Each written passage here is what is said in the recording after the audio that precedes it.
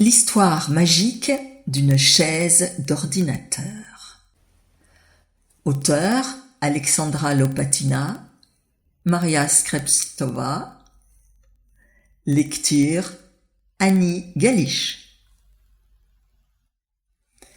Il était une fois un homme qui travaillait du matin au soir, tous les jours. L'homme vivait à l'époque moderne et travaillait donc sur un ordinateur.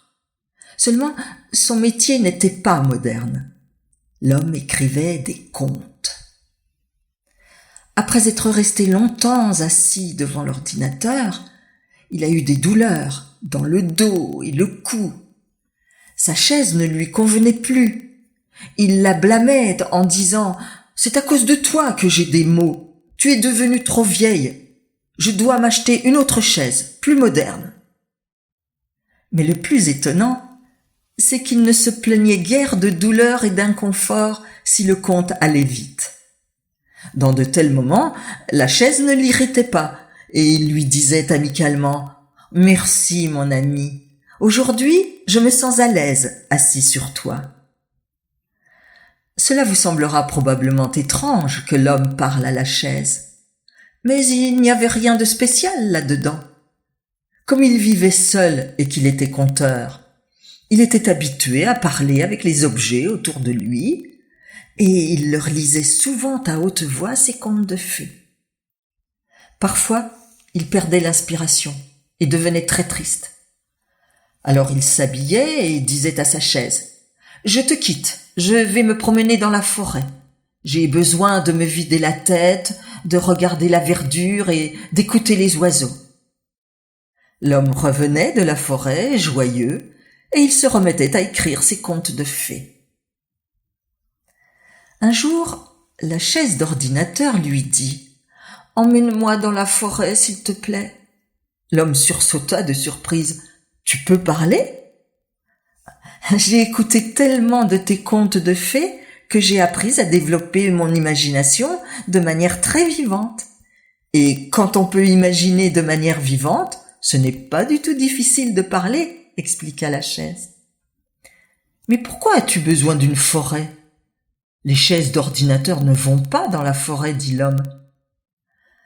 Chaque jour, je travaille avec toi. Je te soutiens du mieux que je peux. Je suis très fatiguée et je veux aussi aller dans la forêt pour acquérir de nouvelles forces, répondit la chaise. Il me semble que la forêt n'est pas un endroit approprié pour une chaise d'ordinateur, dit pensivement l'homme.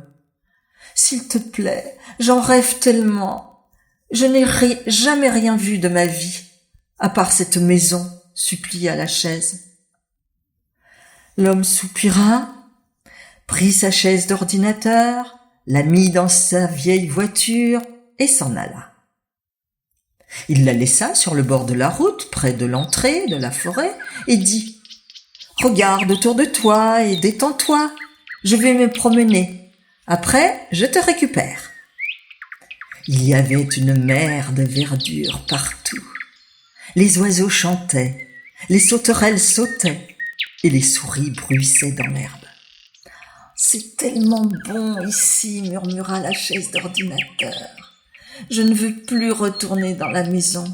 Je veux toujours vivre dans la forêt. » La chaise roula dans les profondeurs de la forêt. Ce fut un voyage inoubliable. Mais à un moment donné, ces petits trous restèrent coincés dans les hautes herbes. Et c'est à cet endroit que la chaise est restée pour toujours. L'homme a longtemps cherché sa chaise, mais ne l'a jamais retrouvée. Au fil des années, la chaise a été envahie par la mousse dans laquelle se cachaient de petits insectes et d'autres petites créatures. Et si vous approchez très près d'elle et écoutez, vous pourrez entendre sa voix et même un petit conte de fées sur les mystères de la forêt.